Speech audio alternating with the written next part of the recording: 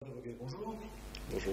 Alors, vous êtes un spécialiste de l'investissement ISF direct dans les PME. Qu'est-ce que ça veut dire concrètement? Quelle est votre approche?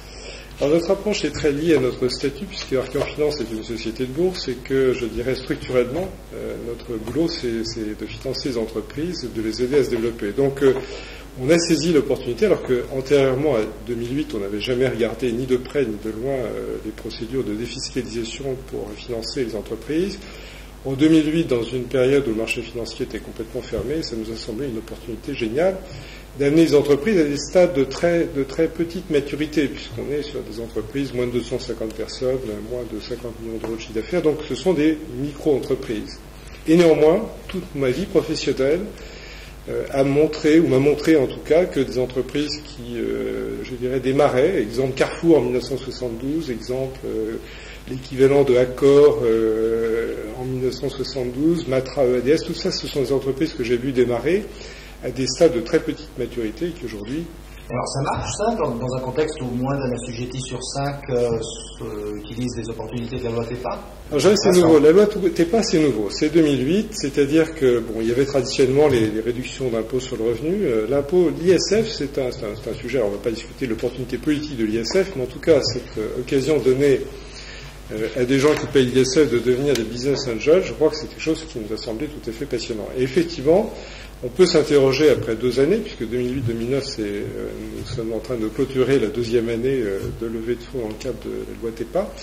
Eh bien, on peut s'interroger effectivement sur le fait qu'il y a moins de 20% des assujettis qui acceptent de jouer le jeu et qui s'intéressent à ce mécanisme. Alors que, et donc pour un montant global d'1 milliard à peu près, si tout le monde jouait le jeu, la levée de fonds pour les entreprises petites et moyennes, donc à 75% de 3 milliards et demi, on serait sur des levées de fonds pour les entreprises petites et moyennes de l'ordre de 4 à 5 milliards.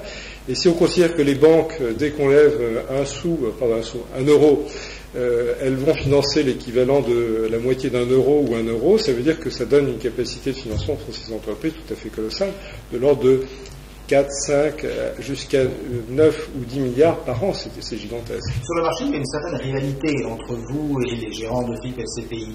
Mais pourtant, est-ce qu'au contraire, il ne devrait pas y avoir une sorte de complémentarité de l'investissement? Alors, rivalité, moi je n'en vois aucune. Je dirais nous sommes non seulement complémentaires, mais je dirais qu'il y a ces sociétés ou ces FIP auront à sortir de leur participation. Le marché financier peut être une occasion de sortie. Nous avons besoin de co-investisseurs dans certains cas parce qu'ils ont peut-être plus de réseaux que nous en avons. Donc, quelque part, ils peuvent rendre plus confortable un investisseur que nous sommes capables de le faire. Donc, je crois que, au contraire, le co-investissement est tout à fait possible.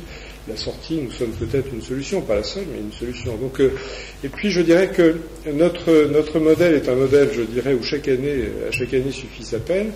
Dans le cadre du fonds qui rentre dans une société, c'est vrai qu'il faut déjà penser à la sortie et que la sortie dans une société petite, c'est-à-dire une société qui va faire toujours, mettons, entre 250 et 500 personnes, si jamais elle s'est développée un tout petit peu, c'est pas facile à vendre. Vendre une grosse boîte, ça va, mais vendre des petites boîtes ou beaucoup de petites boîtes, c'est pas évident.